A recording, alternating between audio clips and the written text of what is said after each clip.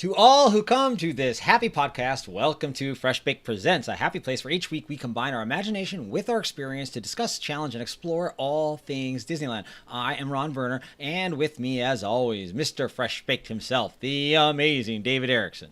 What's up, FreshBaked? And this, of course, is the Fresh Baked Presents podcast, episode 31. Thank you for joining us, where today we discuss the return of the nighttime spectaculars, character meet and greets return, and Tarzan's Treehouse news. We reach into the mailbag to answer your questions and, of course, our 5 things Disneyland.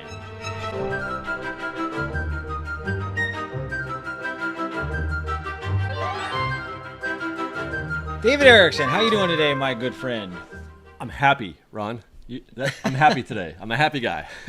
How are you? That is awesome. I am living the dream. I love it when you're happy. You're always happy, but I love it when you are exuding that happiness like you just did right there. So many things, as you might be able to guess by the title. So many things happening in the park. So as always, recap us on what you've experienced in this weekend or the last few days in the park. Well, that's why I'm happy. I'm happy that nighttime spectaculars are returning. I mean, it stresses me out a little bit thinking about how I'm going to handle Friday night with Main Street Electrical Parade, World of Color, and Disneyland Forever. I don't know. I'll figure it out. But I'm happy that that's coming back. I am happy with traditional character meet and greets. I was there in the park yesterday, and I got to hug Mickey. And walking around the parks and seeing everything happen, you guys probably already saw the video, and my earpiece keeps falling out. But I'm as happy as I've been about Disneyland, status, condition, since the opening day. I mean, I cried that day, but I'm really, really happy with how things are going at Disneyland right now. Yeah, that's really what it kind of hit me in terms of once they initially announced that the nighttime spectaculars were returning, and then character meet and greets. So we had a lot of lead time. They didn't just open it and then we started that week. It was like, okay, April 18th, April 22nd, and then Fantasmic a month later. At the time, it was exciting news, and maybe life is just moving too fast. But when you actually sit down and actually think about our experiences in the park all this time for so long now, and then you start thinking about, at least what I started thinking about was, my goodness, the injection of energy into the parks is going to be an experience. It's going to hit. I feel like that first World of Color, that first Fantasmic, that first nighttime electrical parade, any and all of it, the character meet and greets like you mentioned, is going to have, you got to experience that. I haven't been able to yet, but that first thing of intellectually being aware of what we're missing, but then experiencing it return, like, it's going to have a little bit of a profound impact. So that's what I thought was great about it. When I made an observation mentally as it was happening, I was walking around Fantasyland, and I wasn't looking for it per se, but I was, I guess, but Alice in Wonderland was just walking around Fantasyland doing her thing. Exactly. And it occurred to me, like, oh my god, where's she been?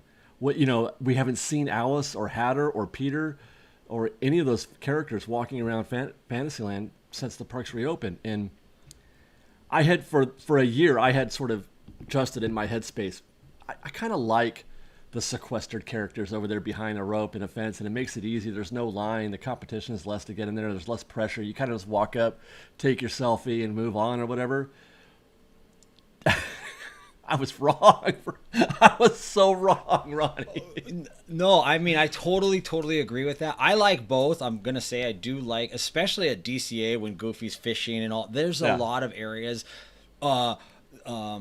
at the top of the Haunted Mansion during, of course, the overlay. There are a lot of situations where that works beautifully, and I do love it. But to your point, the characters that I really want to see interacting are definitely the Mad Hatter and Alice. That one's excellent. Something that isn't talked about a lot, but I absolutely love when we see Jack and Mary Poppins, walking speedily past us. Yeah. They just kind of walk by, and that's just such a great energy. And not only that, and I've often said, I I love watching Cruella Yeah. interact with other people. I don't want her interacting with me, Right, but I right. love watching her interact with others. So there are elements where that is going, just that energy that's going to go through the park is really really cool. Pooh Corner, getting off of Splash Mountain, getting off of Winnie the Pooh, Yeah. Many Adventures of Winnie the Pooh, like all of that, and seeing that little Pooh Corner exchange going on down there. There's just it's subtle in some ways, but it's profound in other ways of what just the character meet and greets brings back to the park that we've been lacking for so long. Yeah. No, it's pretty amazing. It's been pretty amazing. Yeah. That is excellent. So, in addition to that, what else has gone on in the parks before we actually get into the nighttime shows? So, Tarzan. I guess how about the It's a Small World facade, the Encanto light show? Have you been able to experience that? I mean, I guess it's cool, but I was not impressed with the Encanto show at Small World. I made a point of going there the other night, and people are there. They're here for it. I mean, I was there. I thought that the crowd that was present at Small World was there mostly for the fireworks, because the Encanto show goes right after the fireworks, right? And then every like 20 minutes or something like that after that. But there were no fireworks that night. But nobody left, and so they did the projections, for Mickey's Mixed Magic. Nobody left. I said, okay, they're here. They're here for Encanto, and then, which was impressive. I mean, because the song comes on, all they do basically is We Don't Talk About Bruno. They just play the song from beginning to end.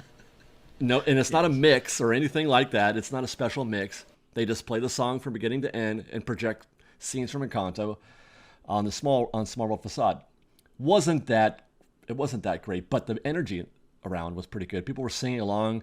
You could hear people yelling, "Hola, casita," and they're like, everybody was kind of doing their thing. Kids enjoyed it, parents enjoyed it, but as a show, as a piece of entertainment, it wasn't that great. And had you seen it previously with the fireworks show and running into that? No. This was the one and only time I've seen it. Right. I feel like they wanted to get something up, and they wanted to get something up quick, so they probably didn't get too you do kind of feel extravagant. that. Yeah, you feel that urgency. I don't know. I talked about that in the video, and you and I talked about it last week. You feel this sort of urgency from Disney about what are we doing? How can we do this? What can we do?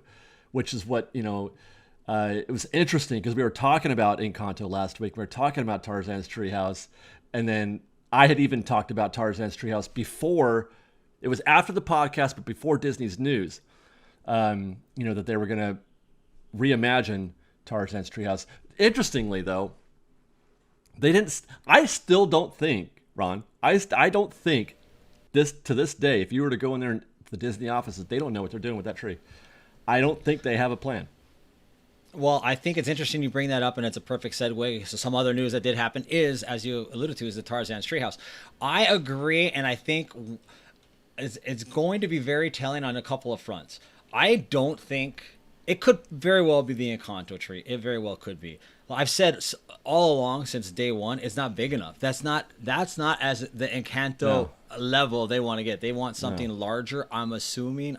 That's my belief anyway, and so I don't think they're going to do that. So if the Tarzan's Treehouse becomes not Encanto's Treehouse, that is a good key indicator that something bigger is in fact coming.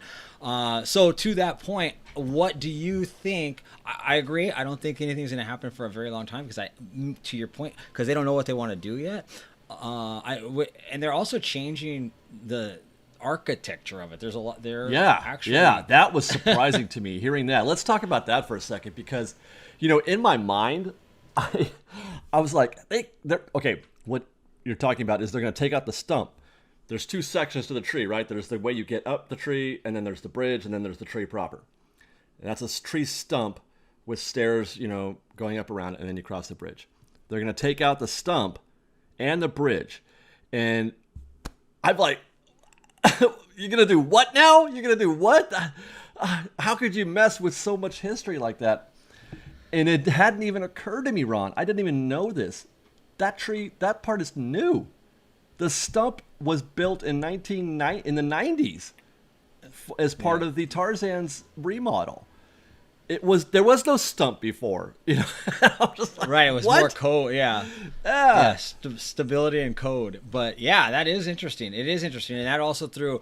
So I guess to that point is, do they? A is just once again for traffic, for navigation for traffic. But you would also, in addition to that, think that they. Well, I don't know if you would think this or not, but it sort of implies that they know what they want to do because they don't need that element yet. Well, that's why in my video from yesterday, it brought to mind, it conjured up the idea that they're going to go back to Swiss Family because that's how Swiss Family did it. And you can see if you take the stump out, the next question is, okay, how do I get up the tree? Oh, easy. You do it the way they used to do it. You go up the exit and down the entrance. And oh, really? And how do they used to do that? Well, Swiss Family Robinson Treehouse. And I'm so happy. There's another very perfect on cue segue because I was going to get to that as well. I am a big fan, or not fan, I'm a big believer that Disney is doing cross-promotional things nonstop. Yeah. They are doing a Swiss Family Robinson on Disney Plus. They're basically essentially doing a new series, a new I don't know exactly the details behind it, but they're certainly doing that. And they've shown us time and time again how they're going to bring Disney Plus into the parks, which is obviously a smart move. They should do that.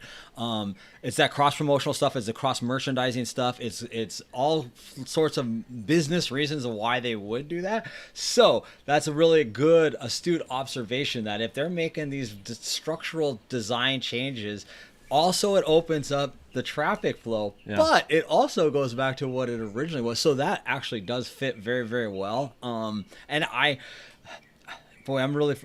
pretty heavily, my belief is, maybe I'm just it's biased because of what I've thought all along. I just don't see Encanto going in the tree. Although if they do it, I've never, it's funny. We got comments on Twitter like, you guys called it, and I'm like, I didn't call that. No, well, there's the Encanto. I think you're right. Yeah, we right. called it. They're trying to do Encanto stuff, but people assumed that Encanto was going in that tree because Mice Chat said, "Hey, here's an idea," but that wasn't a rumor. That was just something that they were thinking about, and so that's why I brought it up in the other video. But I never predicted Encanto. Matter of fact, I predict Encanto's not going in there. I don't think it's. Yeah, I don't that's think what it's we enough. said. Yeah. Yeah, we both exactly right. We both said that this isn't big enough. No. Big enough attraction for them to do. It's kind of I don't want to say a throwaway, but you can always theme that and do that for something that's like under the fringes. Those big gigantic things, you're just probably not what you're going to put in the Tarzan's Treehouse. I totally agree with that. I do like the fact that I've got a lot of shout outs as well. Most of the time we're tagged together. But I just keep saying, all I did was repeat what Bob Chapek told us. Right. He all of a sudden accidentally discovered that they have a huge franchise hit, and then he wouldn't, kind of like the metaverse, he wouldn't stop talking about it. Yeah. And it's like, okay, and then I'm always stuck on the whole CEO legacy thing because at that level, what else is there? Like, you don't leave Disney and then become CEO of Coke. I mean, you've been there, done that. So what you do is you work on your legacy. So we shall see. Yeah. Okay, so now let's get into the things that are coming. So April 22nd, which is this week, so next week we'll already know what the results are. But what is the first thing you are going to attend of the nighttime spectaculars? Order Probably of operations, the I parade. believe, is going to be Main Street Electrical Parade, then Disneyland Forward, and if I'm able, World of Color, depending on if I get what do you call it? A virtual queue spot for the second show. If I can't get one for the second show at World, then I'll be skipping that. But my plan is to see Main Street Electrical Parade first. I can't remember what the show times are, and then after that, move right on down the street to see Disneyland Forever. Yeah, I'm really excited. We talked about this a very long time ago. As long as World of Color has been down, I really am of the belief that we're gonna have new show. We're gonna have more, better, additional elements. I don't know that that's true at all. My gut tells me there was technical issues for sure. But if they're going to be down and then they're going to come back with some grandiose opening, I really think and I really hope that they are adding pieces. I don't know. I feel like Disney is they're their MO is to tell us if they're doing anything that's like That is worth true. marketing, they're going to market it. Like the new float at the end of Main Street. They haven't shut up about the new float about the end of Main Street Electrical Parade. So if there was going to be a new element, I think they would have promoted it as a reason to come to the park. Yeah, you would definitely think that. It's kind of I'm so on the fence on that because why would they? It just seems so anticlimactic, even though we haven't seen it in forever. Yeah. It just seems so anticlimactic to bring after all the remodeling or so to speak, construction and they had to redo essentially everything to bring it back as is. Feels so as much as I love the show and as wonderful as it will be to be back, there will be a little piece of me saying, not even one thing, not even a little Encanto, even a teaser. Even a teaser at the very end, the last second is like a teaser. I mean, but you're absolutely right. Yeah, they could. They could. I mean, I think you're right though. You are dead on. They promote the heck out of everything as they should. But Yeah. I want this to be I want this to be the end credit, the secret credit at the end of a Marvel movie. I want something, some teaser. Yeah. So. I don't know. So, okay, so the World of Color, I guess that kind of covers that, where we believe, or you believe, it's going to come back as is, and you're probably right. I think it'll be the original World of Color. Yeah. Yeah, you're probably right on that. I hope you're not. But either way, I love World of Color, so I just think it's such a fantastic show. It's so fun.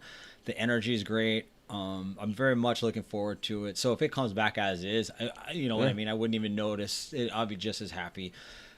And that's also probably a good point too, is where whatever they have developed, that's probably what they did. They've developed other things as well. That's kind of standing by until they need that buzz. Sure. Yeah. You don't want to something. promote everything all at once.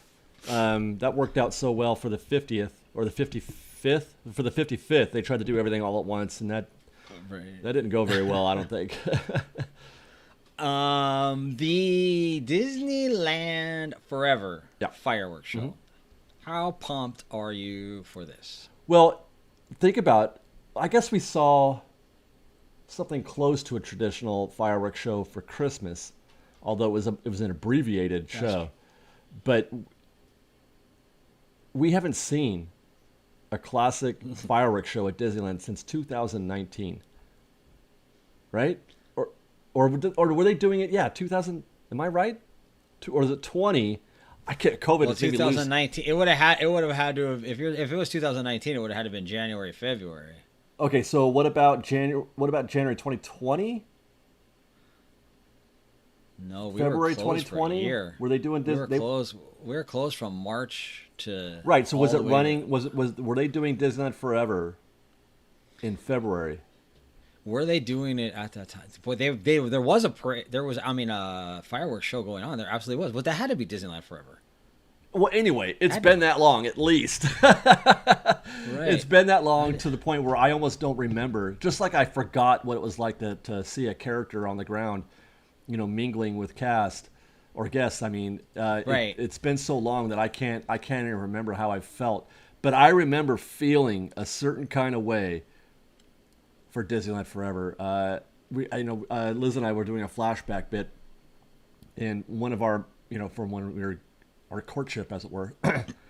And one of those moments was watching Disneyland Forever from Big Thunder. And I was an emotional, weepy mess watching that show. And I remember feeling that way very often watching or seeing Disneyland Forever. So I think it is going to affect me a little bit, and because it's been so long, And speaking of which, can you imagine? Now that I'm thinking about it, because I think the first show of anything is going to be Main Street, right? The electrical parade, that's going to be the first thing, and then it's the fireworks. When those first notes pop for the Baroque Showdown on Main Street, people are going to lose their minds. You can say what you will about whether or not you're a fan of Main Street Electrical Parade, because some people are ready for it to die. I can't believe that, by the way. Yeah, but when you hear those first few notes, who hurt them? Yeah, right. My ringtone is the Baroque Showdown. My ringtone on my cell phone. It's just fun. It's just such a great, pleasant energy. I absolutely love it.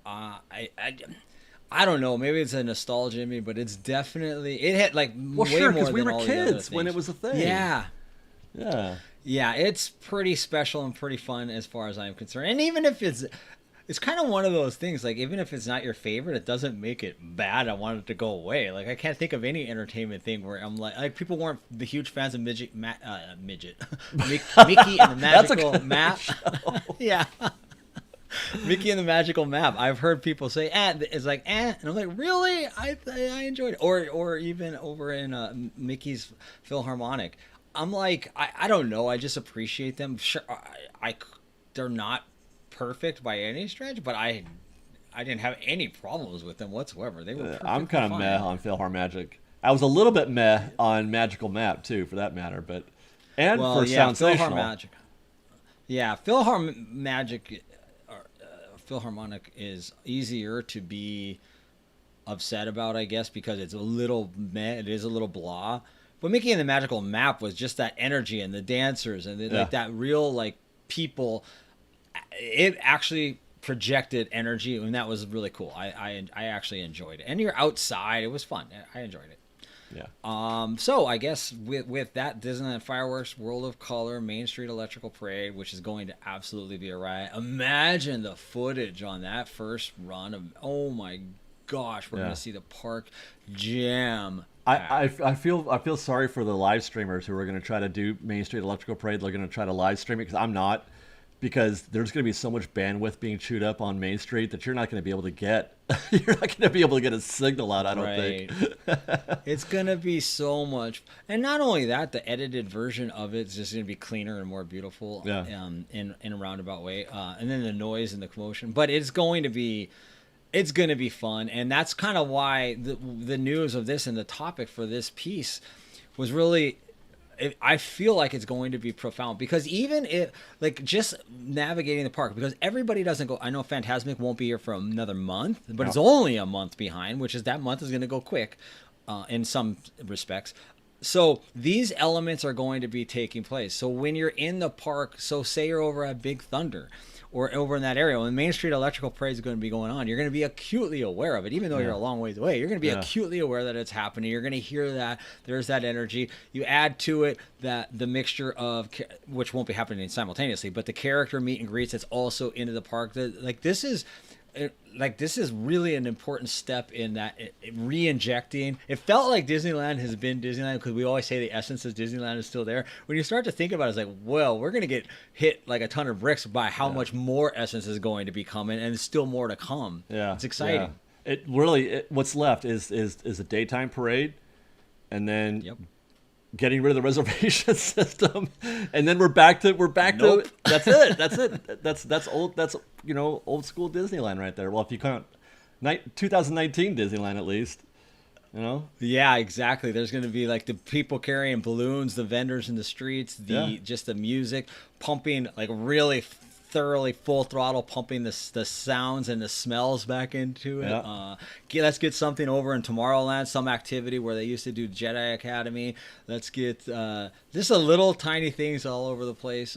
They just really, really start to add up, and that's really where the magic happens. That's where the magic is at, when there's so many things going on, and you're not even physically actually watching or focused on one, but your body just senses that is. That's all the these things best are happening. part. That's why I've said that many times over the years, that it's not so much that you are attending these things, each and every one of them, but walking through Tomorrowland, it's comforting to hear the Jedi Training Academy happening, or it was comforting when it was happening. I didn't have to watch the show, but I just liked having it there. I like hearing the Dapper Dans on Main Street as I walk down the street. I like casually running into a character as I walk through Fantasyland. I don't necessarily have to go chase her down and meet her or anything like that, but just knowing that the Hatter is there, it feels good. It's Disneyland. That's it's part of the overall, the je ne sais quoi of going to Disneyland, and it's unmatched really in the industry. Right, it really is. And then there's this little things like the corn dog cart. There's going to be more vendor carts that are going to start resurfacing. All of those little elements really start to add to it. The beauty of the landscaping as we go into summer, like the whole thing's starting to come together, and like this little subtle things. And to your point with the Jedi Academy, that's still the one place where that's a little lifeless, man. Tomorrowland, maybe that's a kind of apropos, but Tomorrowland is very lifeless as far as kinetic energy goes. Yeah. Back when you start walking past there, no lagoon, it's all fenced off. There's literally only thing over there that I can see is Galactic Grill. Dude, that's bumming me out. That's just bumming me out. The lagoon. Right. What do they even call that ball? That water ball hasn't even been functional in 3 years. Tear down that wall. I know. I can't wait. Well, there's lots of good stuff coming, and then, like I said, we're going to be following up with Fantasmic in another month, which is going to be a whole new. I mean, you talk about the spectacular of spectaculars. That's going to be a dynamite show.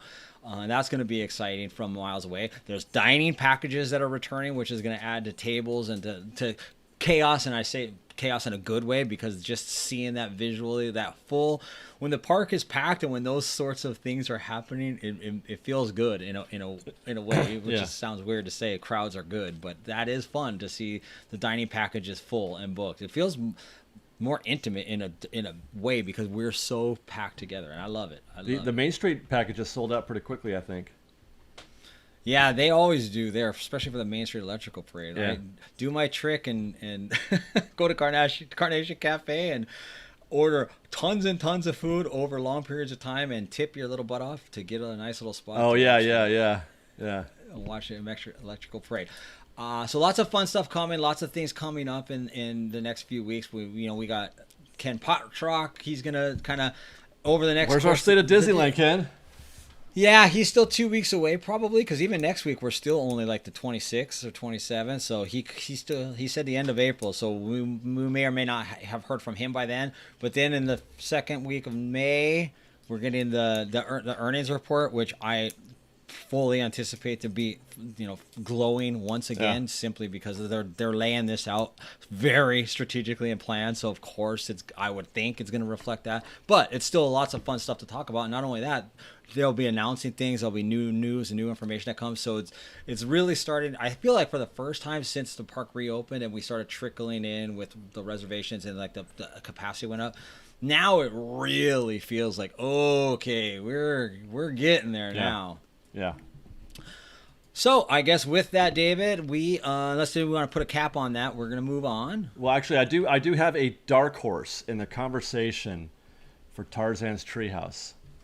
Let's hear it. Yeah, dark horse. Chip and Dale are coming over. No, Princess and the Frog. Put a pin in that idea, and I say that because I have been of the opinion, ever since they made the announcement that they were going to redo Splash Mountain to Princess and the Frog. I said, watch it never happen. Watch that winds up not happening. Boy, do we disagree. I know we do, but I'm just putting it out there once more. The reason why I mention that is because if they do, it will basically neuter Critter Country as a place, and it would also neuter Winnie the Pooh as a marketable franchise.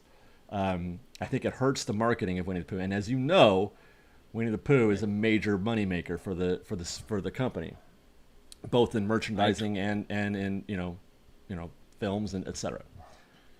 I get the feeling that it may not happen, and if it doesn't, I think that you could see it. You could see whatever design ideas they might have, because there's a big old tree that exists in Princess and the Frog. There's a whole place that Princess and the Frog could be a dark horse for that tree.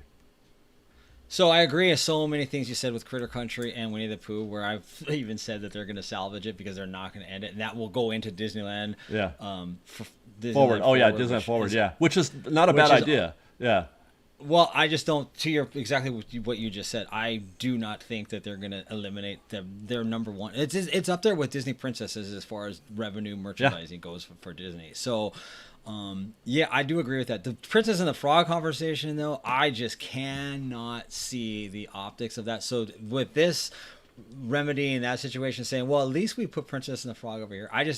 It's such a polarizing topic and specific reasoning for it. I cannot, I just can't see them backtracking on that, because you talk about At least Matt, you want Bob Chapek? They can have it on Bob Chapek's watch because he will be job hunting right quick. He's already on the. He's up for a renewal, and I mean that conversation, the Chapek renewal conversation, should be happening pretty soon because you don't do that the month before his contract ends. You need a succession plan in line. Right. 6 months in advance. You need to know what you're doing. Half a year before his contract ends up. So that's coming up. That's coming up. Yeah. And that's also part of why he's not going anywhere. I hate to break everybody's heart. It would be let me rephrase it in saying it would be more shocking than not if he were to be replaced. Yeah. But then again, he's got a lot of time. He can screw up significantly, and bad things can still happen, but also good things can happen. So there's such a it's kind of like you have to beat the champion to win the belt. That's true, right? You can't, and that's sort of this situation. Is he really needs colossal failure, and the earnings report is not going to reflect that his entire tenure. So it's really really difficult for me to think that that's going to happen. And in the Reedy Creek situation also that's political theater that I don't believe. Well, there's news on that front today too, by the way, but we can't get into that. But DeSantis is back talking about Reedy Creek again. Oh well, then right now I don't know about this, so I'm going to put that's as of this morning. But my opinion is it's political theater. Oh, it is. Yes.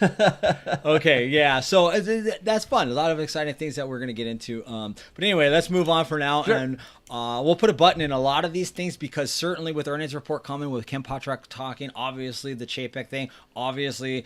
There will be news. We'll be festering over time regarding Splash Mountain. So lots of things and it's nice that now that we're this many episodes in, we have a narrative and we have a through line. We have a conversation that we've touched on almost since day one. So it's funny when we pick back up on them. It's kind of like where we left off and what our thoughts were then. Which with new information, opinions can change. So we shall see. Yeah.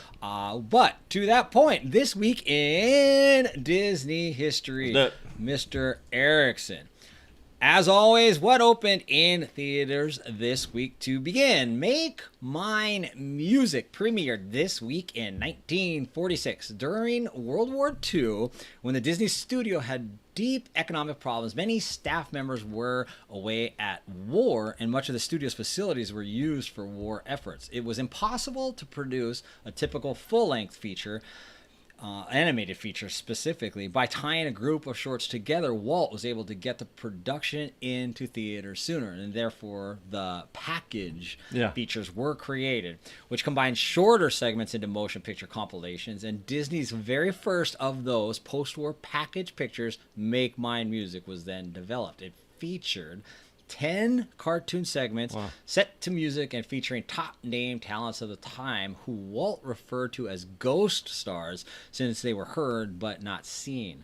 It also had a cartoon cast that included an opera singing whale, a pair of hats that fall in love, the feuding families, the Martins and the Coys, Peter and the Wolf, and of course the mighty Casey at the bat. As Walt described it, when I got through, I had sort of a cartoon vaudeville show. Make Mine Music. Have you seen all those package pictures during the war period? No. Era? I mean, I've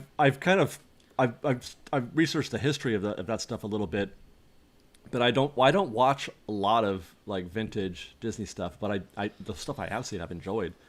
But I'm aware of those, sure. Yeah, I mean, I studied the same thing too. That's those wartime era pictures. I've watched them. They're too. It's not that I haven't seen them in a long time. I just remember thinking it was too disjointed for me. It's just because you just jump from one short to another short to another short. So it's even though it's packaged together as one feature, they're just call them 10 shorts is kind of how you have to consume them because they're completely unrelated. So, but still, it's old school animation, which is excellent.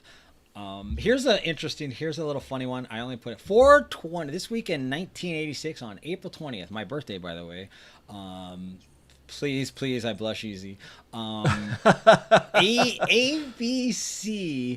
aired the Disney Sunday movie premiere of Mr. Boogedy.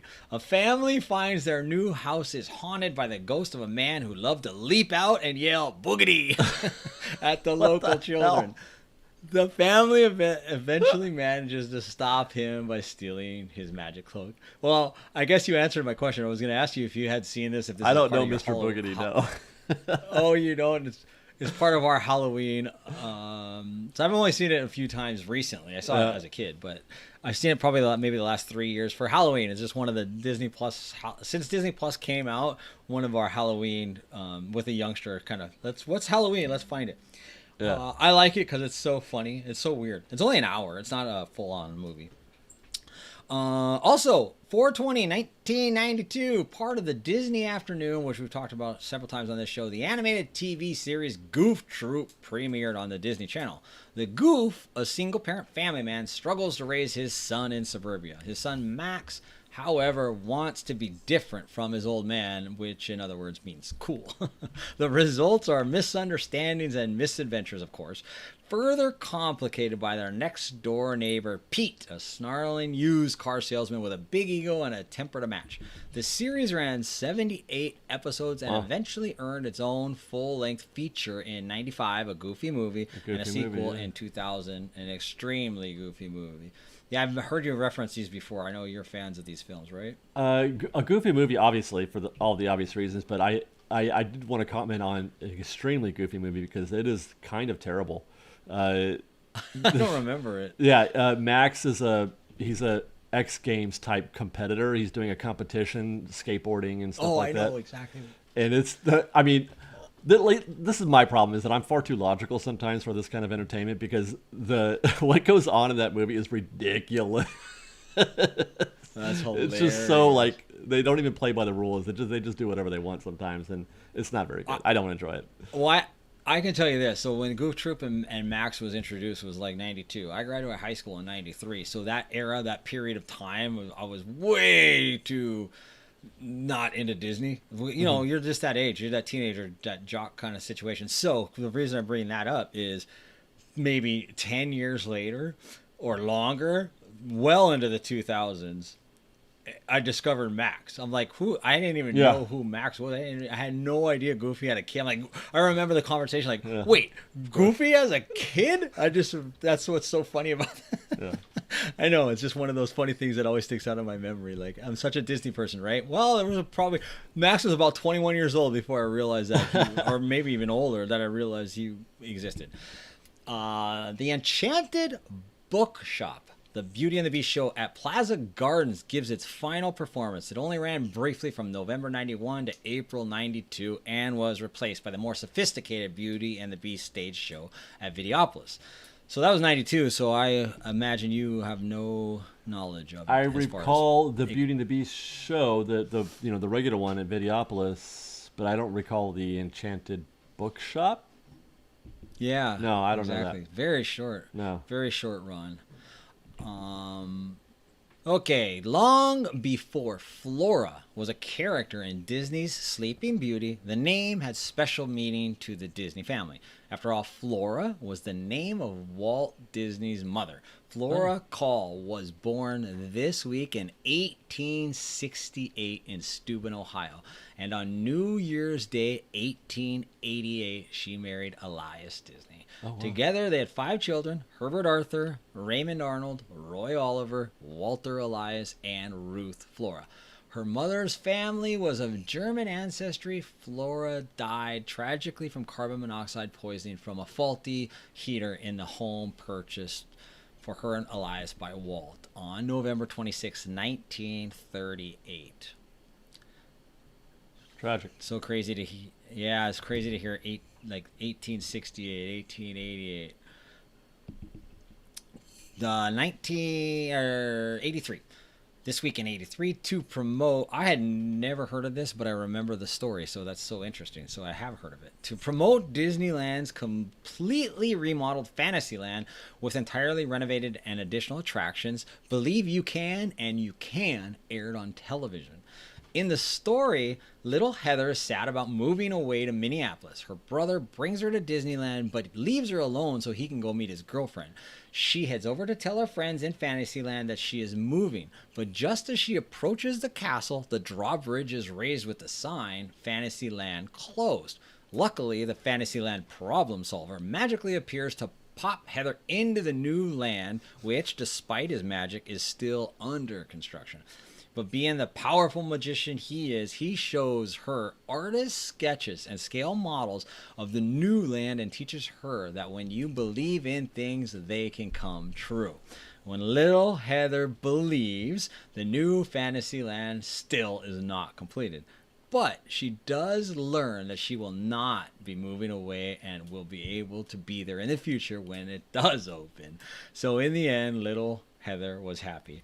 That is so Walt Disney, even though it's 1983. That actually upsets me a little bit, Ron. That's upset me that you told me this story because they don't do that anymore. They don't do promotion like that anymore. Why? Oh. You've angered me. No, I totally agree. And what's so funny is I believe you can and you can. By reading that, I don't know that show, but talk about good marketing, right? You talk about. I want to go find that. What's now. a new I've never heard of it. I got to go find I've that. seen it. It rung a bell. I can visualize it. Right. I never heard of it by name, but anyway. Yeah. I thought it was beautiful. It was fun to read, and instead of concept art, do these things. We right? can't even get them to open the Blue Sky Cellar anymore. We can't even get them to do know. that. Great point. I almost brought that up a couple weeks ago, but I thought it was a little too esoteric to mention. But yes, you're absolutely right. I love the Blue Sky Cellar. I do too, but that whole, like, I don't know that many people that go to watch the Imagineers visions of stuff, but it's fantastic. It's absolutely great. If you're the historian side of things, if you really love the Disney stuff and you're somebody that goes a lot, it's golden. Yeah. I say that about the museum too. Yeah. David, this is a very significant thing in many, many ways. The New York's World Fair premiered this week in 1964, for the 300th birthday of New York City. After the opening and success of Disneyland, more and more cities had asked Walt to build a Disneyland in their neighborhoods. He resisted at first, making sure that Disneyland was operating smoothly. But when he began listening to the requests from the East Coast, he wondered if Disneyland-style attractions would be popular among the Easterners. The fair provided an opportunity for him to test that popularity. If Disney attractions were popular at the fair, then they would be certainly popular anywhere on the eastern seaboard, and of course they were.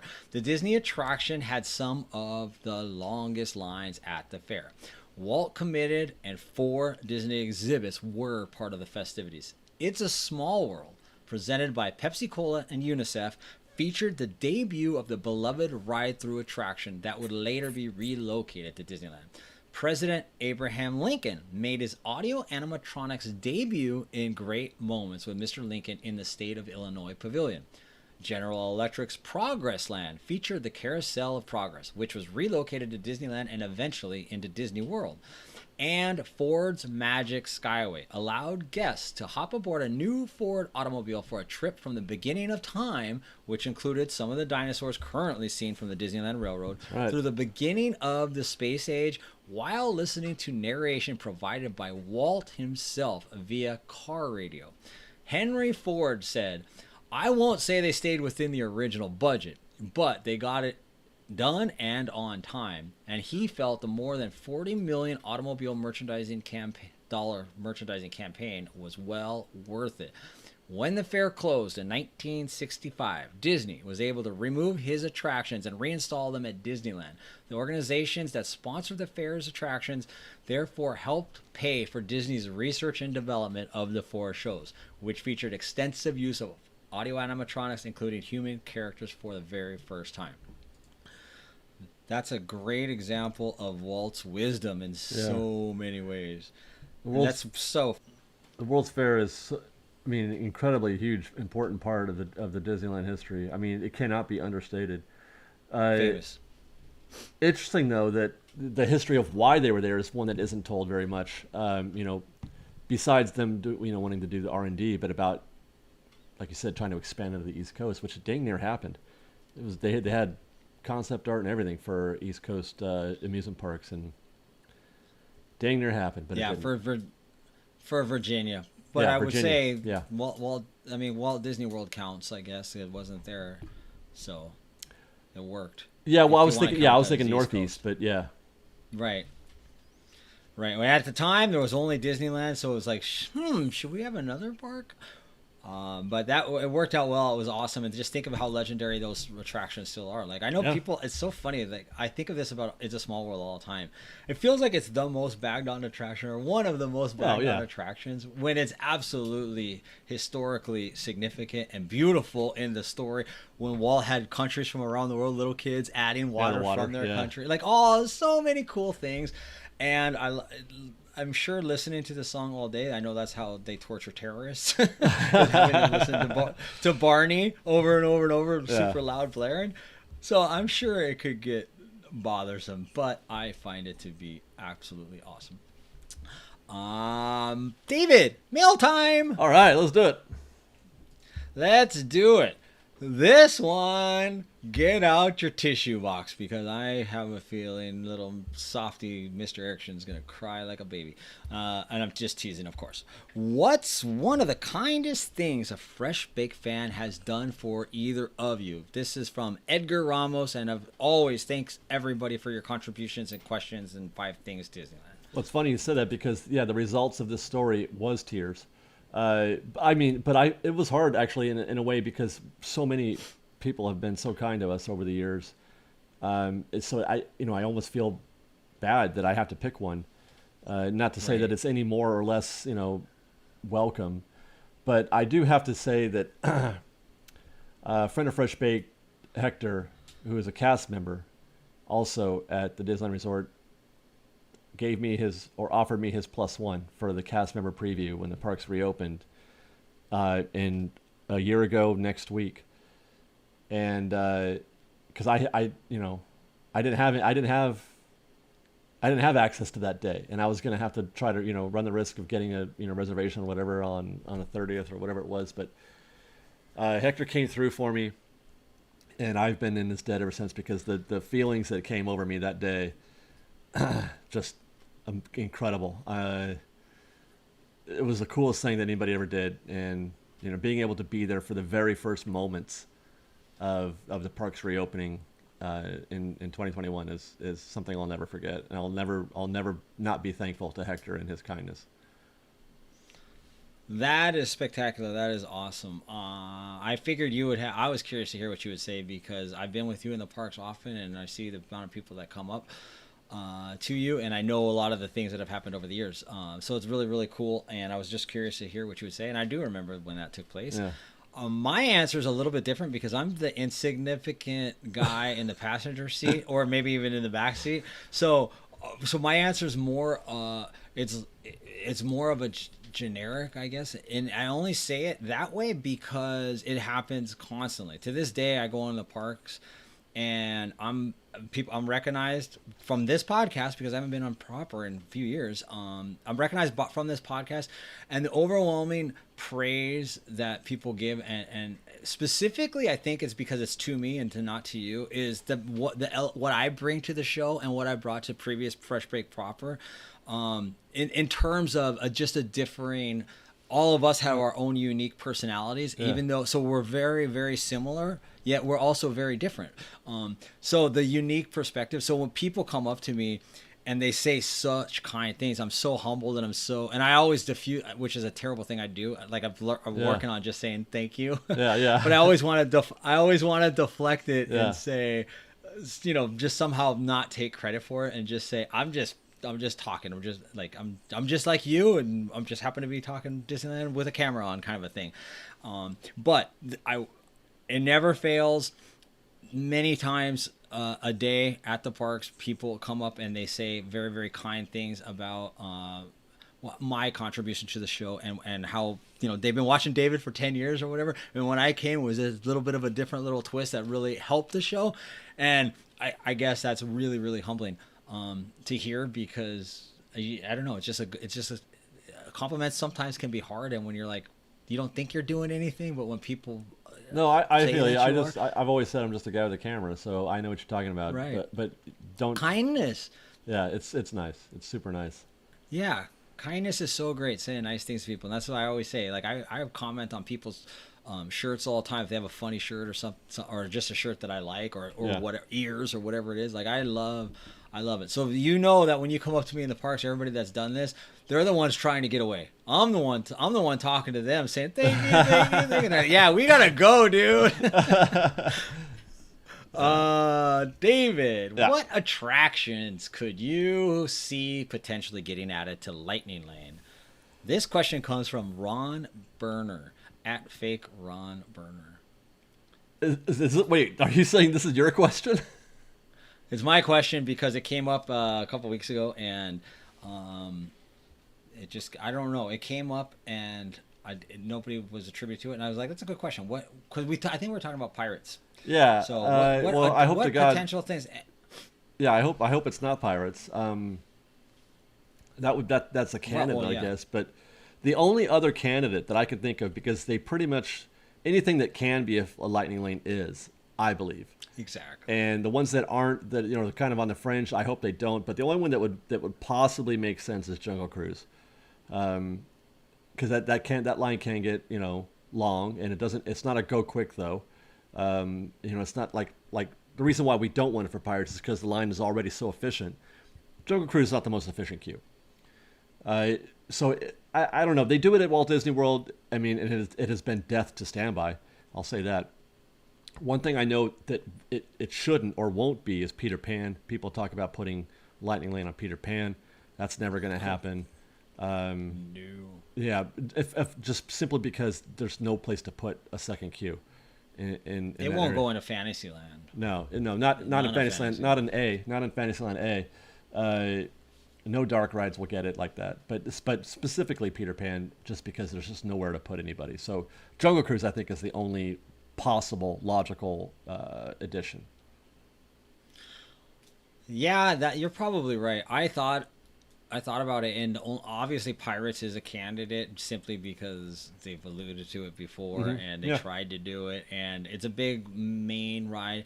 And I was thinking of this, and we talked about it then, but to add value, so I could see it happening to Pirates simply, if not to just call it an add value. Yeah. As far as an attraction that is not related to character meet and greets or shows, I didn't even think of Jungle Cruise because it doesn't seem practical to me. But it is probably it is the biggest attraction that is not Lightning Lane, I believe. Yeah. So that probably would be the besides next Pirates, closest thing. yeah. Besides Pirates, right?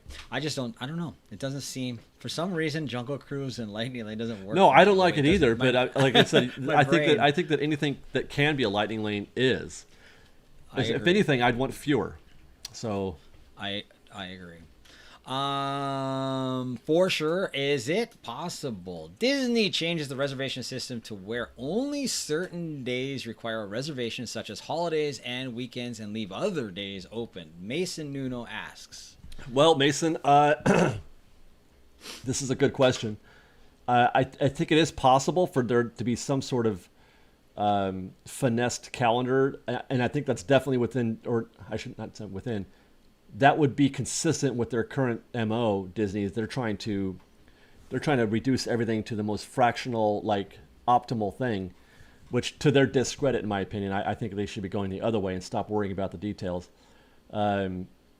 or so many details. But I can envision, well, the Flex Pass, for example, was reservations were weekends only, and the weekdays were open back pre-COVID.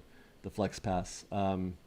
I can also envision them selling a pass to a certain level of pass, like let's say the Dream Key, where Dream Keys don't have to make a reservation for the evenings, that you could just walk in after a certain time on any day, or maybe just on any weekday or something like that. Because that's a thing that Dream Key holders never shut up about, is how we want to just go to the park after work and have a meal and see a show, or go on one ride and go home. We can't stop talking about that idea, and that how the reservation system killed that idea. I could see Disney going, okay, well here's a thing that we can do. How about you just don't have to make a reservation if you show up at 6? And I think that's actually kind of ideal, because it helps to fill in the blanks, it fills in the holes, the gaps, because people are going home. A lot of people go home before 6, and that it was weird because that used to be pre-COVID, the evenings when the crowd started to escalate a little bit. They started to get more and more busy during the evenings, and that's because pass holders were backfilling the park, at those times. So I could see them doing that. Yeah, that opening the gates at 6 o'clock negates the loss of revenue that they're earning and generating at that time, because to your point, everybody's going home, me included. Yeah. I'm rarely there unless I'm with people and something's going on. If it's just me and the kid, I'm gone well, not by then, but early. After we're already there for 12 hours, so Yeah. I'm good. I'll be back next Saturday. Right. But the holidays, no, I don't see that ever happening. They're not going to happen for holidays. But the weekends potentially, I guess. In my mind, it goes back to, as you said, it goes back to the pass system of they had the Flex Pass, which was more along those lines. But I just don't see it. It's too specific, and they're not really going to do that unless they start doing different sorts of packages. Probably. Well, that's what I mean. Would Those kinds of refined calendars wouldn't be for everybody. It would be for a specific annual pass, a specific kind of pass, or allotment. Yeah, yeah. Because that would help with the people that are traveling. I don't know, but I do think it's an interesting question, and it's fun to see, because all these elements that are related to the reservation system as well as the annual passes are a conversation that it's the elephant in the room, because the conversation is absolutely going to happen, because the passes are going to change. Reservations, there's going to be shifts in the reservation system, whatever that means. But it all goes back to when they open the floodgates to start selling more passes, because that's inevitable. They're going to do that. But how much is it going to be? Eventually, yeah. Are they going to add new passes? And also, when is it going to hit the books? Because 100%, I don't even think I can call this an opinion, because I think it's pretty factual that they want revenue to hit the books month over month, not all when whatever August comes, all of us are renewing. Like, that just doesn't work. It's not smart. Right. So we'll see. So, David, 5 things Disneyland. Right. Thank you for the question, Mason and everybody. 5 things Disneyland is presented to us also by Mason Nuno. So thank you for the 5 things Disneyland. Sometimes you get rewarded twice in the same show, so thanks. Especially when it's good stuff. So this one is interesting and tricky and challenging. It is. In many ways. Top 5 rides or attractions that Disney fans may want to return to Disneyland, but they're better simply left as memories. Well, I'll say this, that this was a difficult list to comprise, because the Venn diagram that we're trying to discover here is very small, because there are a lot of attractions that are no longer here, but there's not a lot of those that we don't think should come back. And most of the the attractions that we talk about that that don't exist anymore, people are fond of, and that they should come back. So I guess you'll find out which ones those are as they're omitted from our list. But I will say off top of my list, Skyway. We're not going to see the Skyway show up on my list, because I think it should come back. I would love it if it came back. You scared that. I thought I was having the big one. I thought Skyway was on your list. Like, what are you doing? No, Skyway's not on my list. But okay, so number 5, I'm gonna go easy. Start off simple.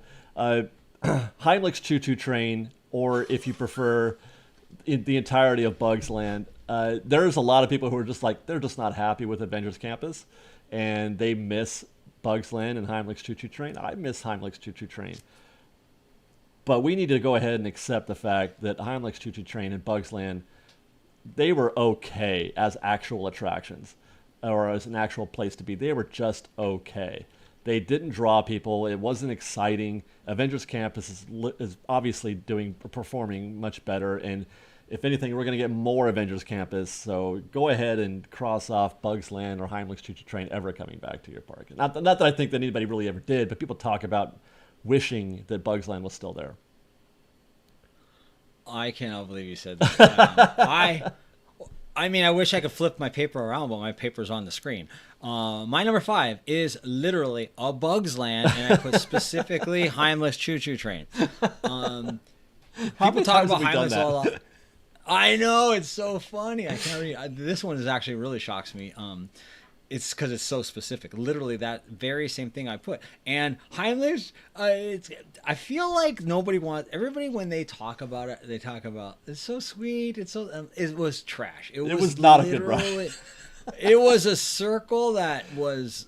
I mean, it was the tiniest little thing, Yeah. and I remember to this day the first time me and even Champ was 6 years old.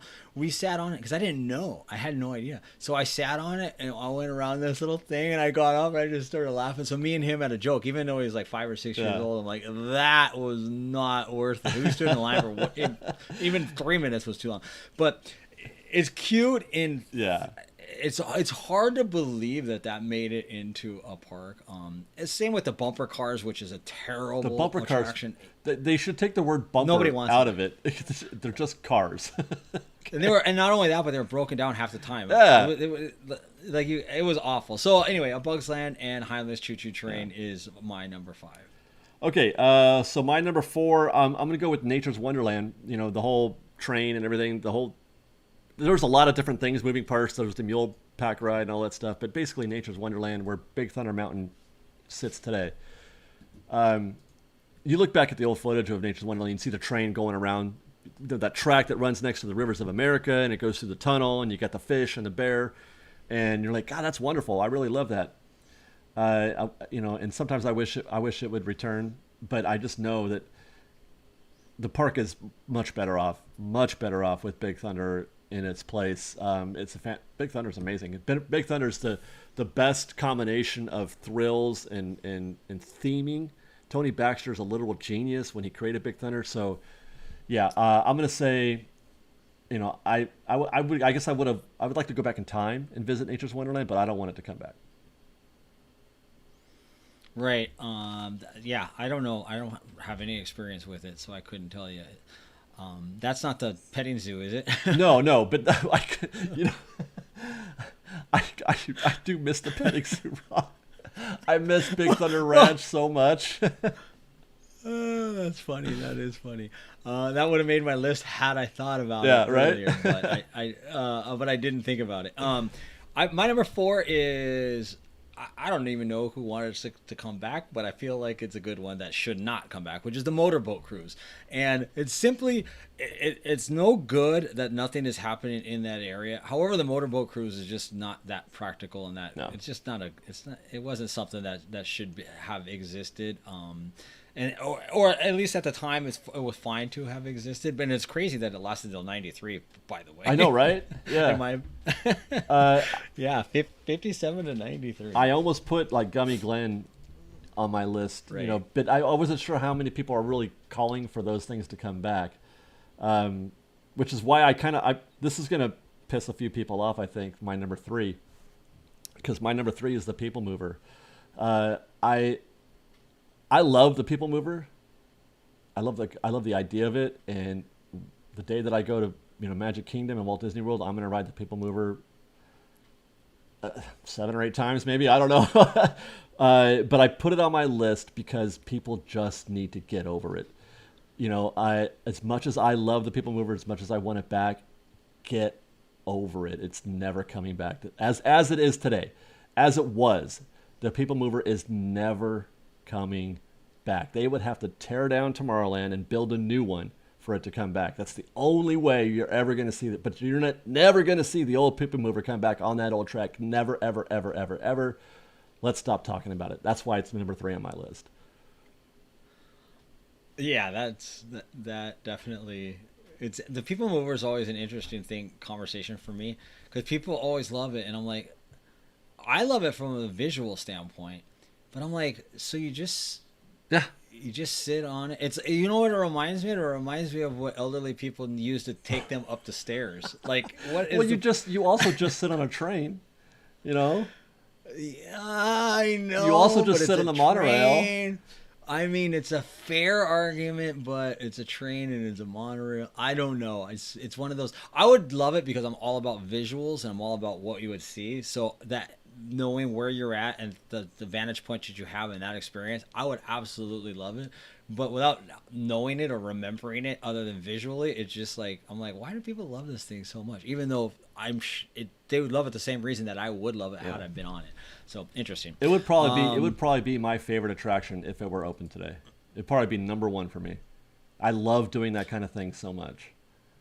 Yeah, I would probably be high on my list as well because of that. Because I want the Skyway to come back more than anything, but not because I want to get in that death trap. I'm not crazy. Number three. For me. Yep. Number 3, rocket rods. Speaking of people, Thanks, rocket rods. the rocket rods makes no sense whatsoever. First of all, that thing broke down nonstop around the clock. They just wanted to throw something in the space to take over for like the lost. I mean, they were losing traction left and right in Tomorrowland. So what do? They just start throwing things in their place to make them see if they will work, and they don't. And that is a well-known ride, and I don't know if it was loved or not, but it was not good and should not return. No. And good, luckily for all of us, it will not return. Yep. Okay, number 2, Country Bear Jamboree. I remember enjoying this as a kid, and I know a lot of folks have very fond memories of Country Bear Jamboree, and I thought I had fond memories of Country Jamboree. I thought if you had asked me a couple years ago if I wanted to come back, I would have said, heck yeah, I love the Country Bear Jamboree.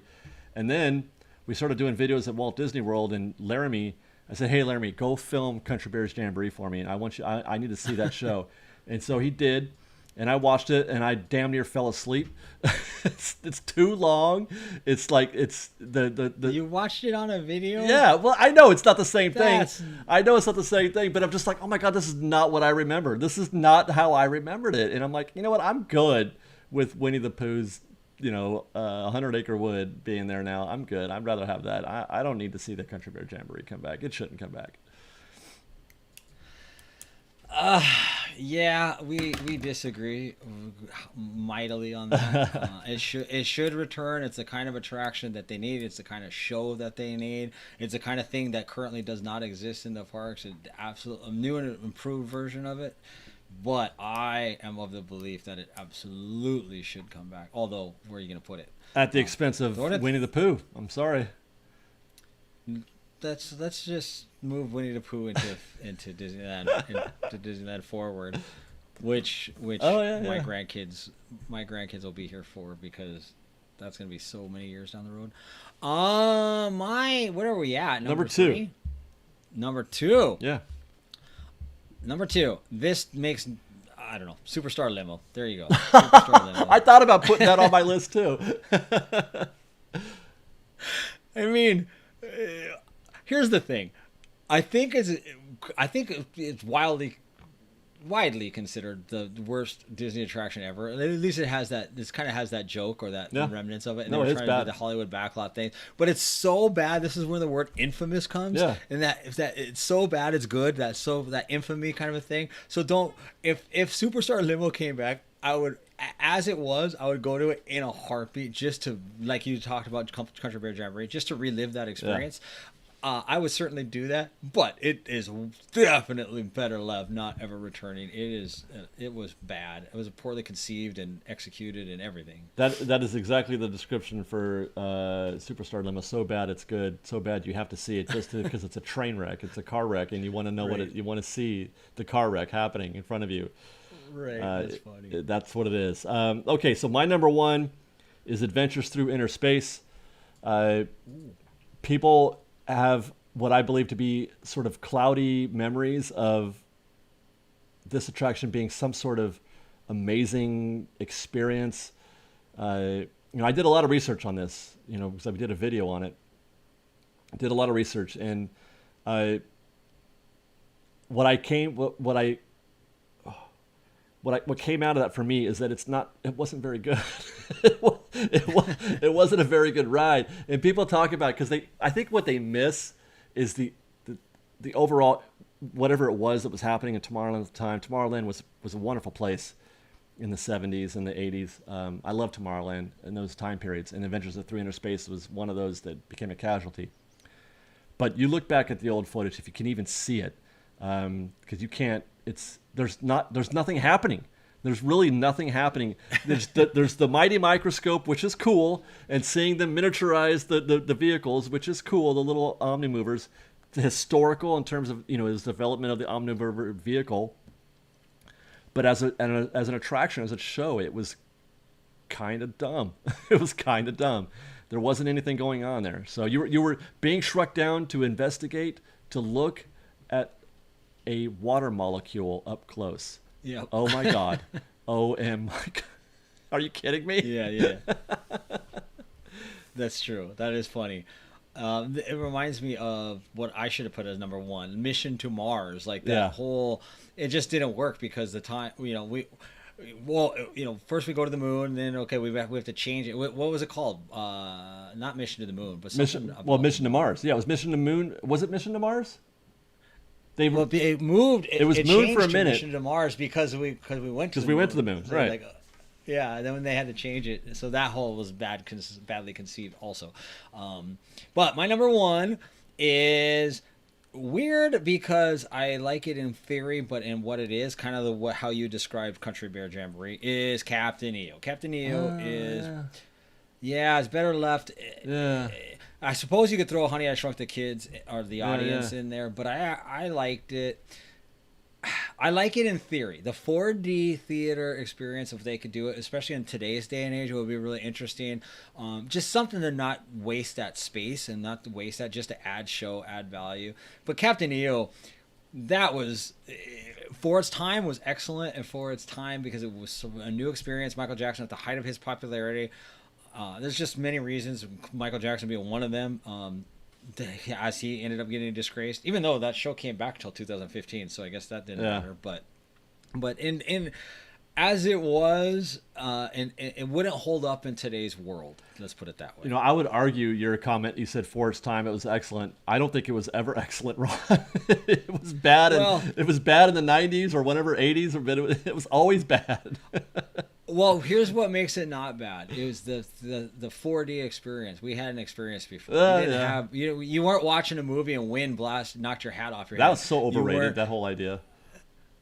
Well, it's kind of like, let's see if we can do it. And I was a kid, so when I experienced it, I was like, holy moly.